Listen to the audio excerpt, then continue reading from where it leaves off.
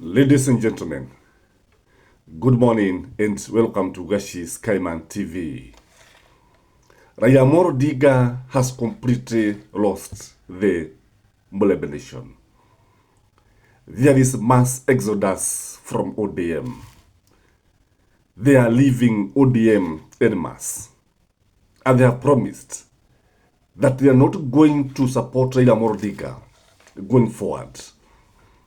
As the 2027 general elections comes closer, ODM is crumbling like a house of cards.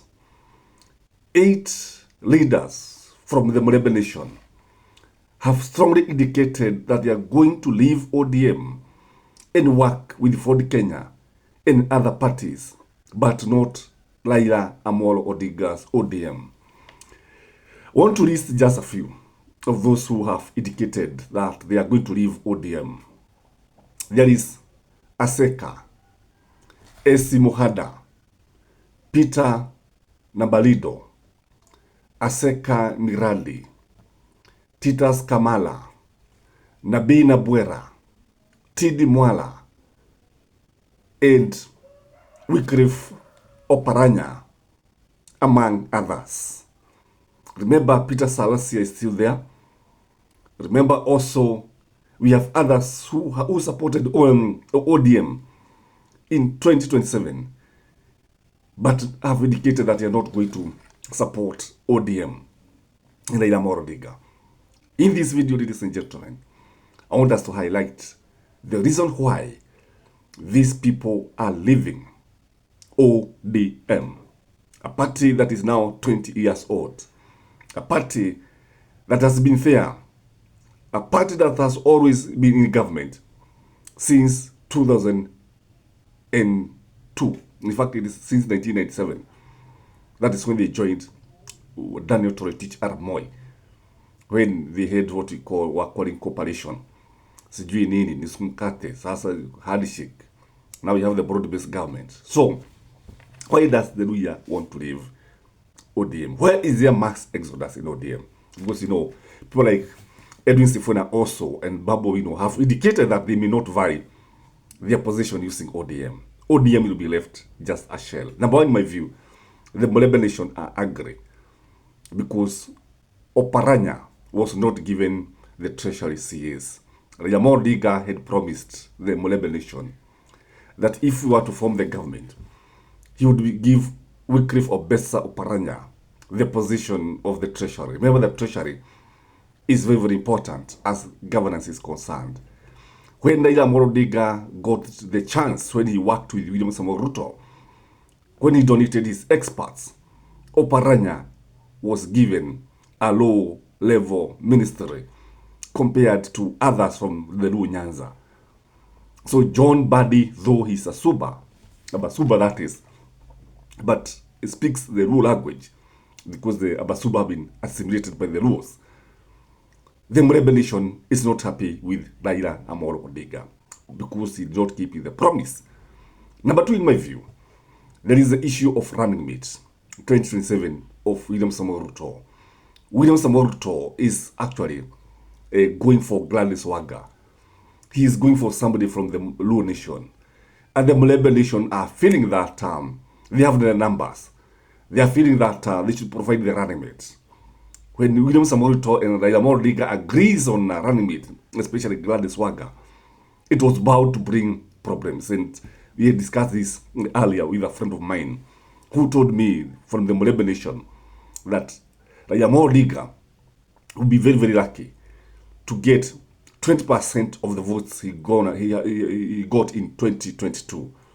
And William Samoei Ruto cannot get any votes if he does not actually go for a running mate for the Mulebe nation. I've always said that the 2027 general elections will be won in the Mulebe nation. Whoever carries the Mulebe nation is likely to be the next person at this house is the president of the Republic of Kenya, including the opposition, that is. Number three reason why they are angry and there's mass exodus from ODM is because Raila is said to be taking all the developments to Luo Nyanza. He is leaving the Kisii he is leaving the Mulebe nation. Though they have been voting for him, to a man, when it comes to development, William Samoei Ruto and Raila Odinga are taking massive development in the Mulebe, in the Luo Nyanza. Remember, William Samoei Ruto had also promised them that he would give them that percent of the government, sijui thousands of kilometers of roads will be tarmacked. But Raila Odinga lobbied William Samoei Ruto's government, and these roads are now being tarmacked Luo Nyanza. Najua kila mwabagoma huvutia kwake. Hivyo ndivyo wahega walivyosema. Anachofanya Raila Odinga ni kuvuta akielekeza upande wake. And the Mulebe nation is very, very angry. And they have threatened to leave ODM because of this kind of treatment by Raila Odinga. The other reason is that there's a feeling that Raila Odinga is working with some governors from Mulebe nation to actually persecute some of the leaders in the Mulebe nation.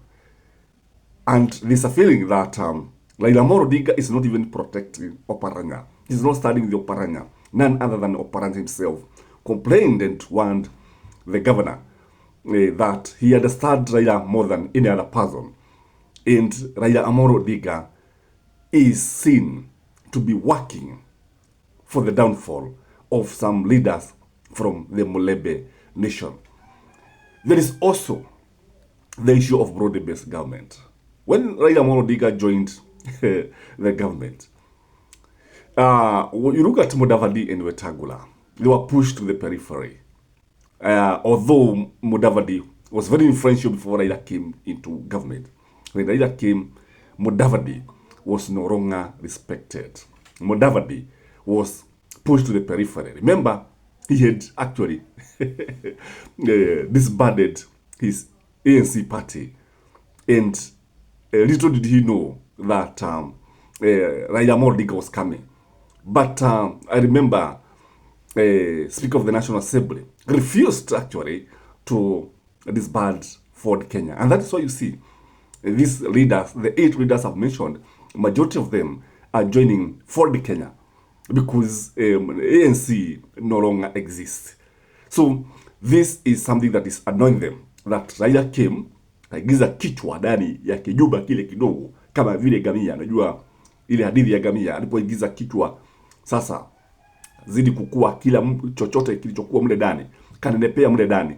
Na sasa alipoingia kabomoa kile chuba, kalala kule ndani na kuharibu. This is the feeling of the Mulebe nation. There is also the crowd. The crowd is not friendly to Raila Odinga.